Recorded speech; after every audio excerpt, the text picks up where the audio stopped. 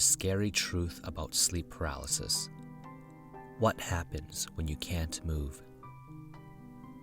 Have you ever woken up in the middle of the night with a feeling of dread slowly engulfing you? Yet you were so afraid that you were paralyzed, unable to move, and unable to talk or scream? Welcome to the land of sleep paralysis. Consider yourself fortunate if you haven't encountered this phenomenon before. But be on guard because anyone can be affected by it. Hello, and welcome back to our channel. Today, in this video, we will look at the truths about sleep paralysis. Tune in until the end of the video to not miss out. What is sleep paralysis? You're either starting to wake up or falling asleep when you suddenly find that you can't move. You feel as though an invisible weight is pressing down on your body, paralyzing you. It's possible that you won't be able to move your arms, legs, body, or head. You can think and breathe normally, but you might not be able to communicate. The paralysis may only last for a few seconds or up to a few minutes. After that, it vanishes and you're able to move about freely. This is an illustration of a common occurrence of sleep paralysis. The medical term for this condition is parasomnia, which affects many people. Your anxiety level may skyrocket as a result of an episode. How does sleep paralysis occur? When the threshold between sleep and wakefulness is crossed, sleep paralysis may occur. During the REM sleep stage or rapid eye movement sleep, your brain will normally paralyze many of your muscles. The state of complete immobility is referred to as atonia. It is possible to have sleep paralysis if atonia continues after you wake up from REM sleep. And it is also possible to have sleep paralysis if you go from awake to REM sleep in a short amount of time. What do people experience while in sleep paralysis? Hallucinations and nightmares are common symptoms reported by those who suffer from sleep paralysis. During these hallucinations, you can see terrifying people or monsters close by or even right by your bedside. It's also possible that you'll perceive a distortion of something that's already present. For instance, that stack of clothes on your chair can transform into a person sitting there watching you sleep. Or that light from your alarm clock can morph into a monster with deep red eyes. Basically, people seeing these things while experiencing sleep paralysis can be different from person to person. But one common thing between them all is that they are equally terrifying. In a typical dream, images occur while your eyes are closed and your mind is active, processing the information. But during sleep paralysis, hallucinations you experience occur when your mind is awake and your eyes are open. Because of this, it is infinitely more terrifying because we have been trained that seeing is believing.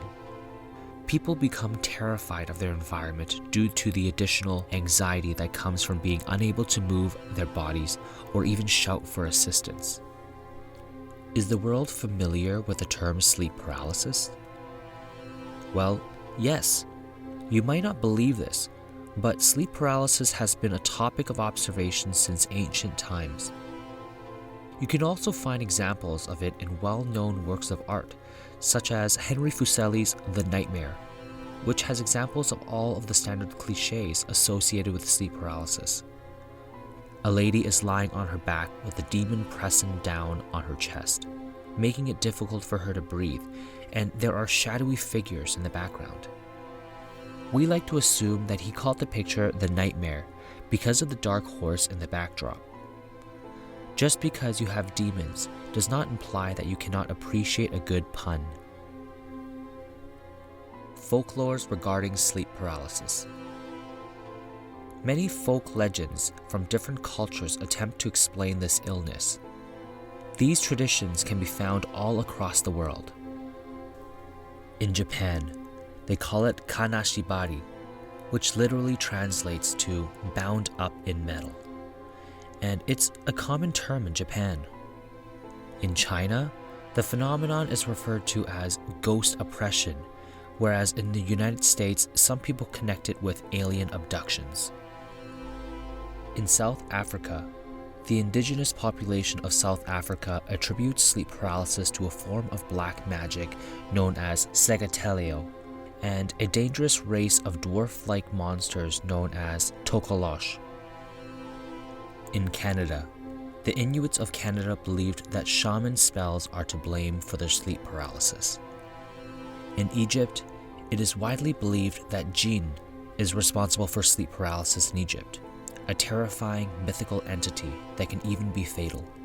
People in Italy sometimes attribute sleep paralysis to an attack by a witch or a fearsome gigantic cat known as pandafeki. Before we move on, don't forget to subscribe to our channel and hit that bell notification to receive updates whenever we post a new video. Well, let's move on. Is sleep paralysis scary? After sleep paralysis has already manifested itself, it is then viewed through the prism of the dread, which results in increased anxiety and unwelcomed awakenings, which in turn leads to even deeper states of sleep paralysis.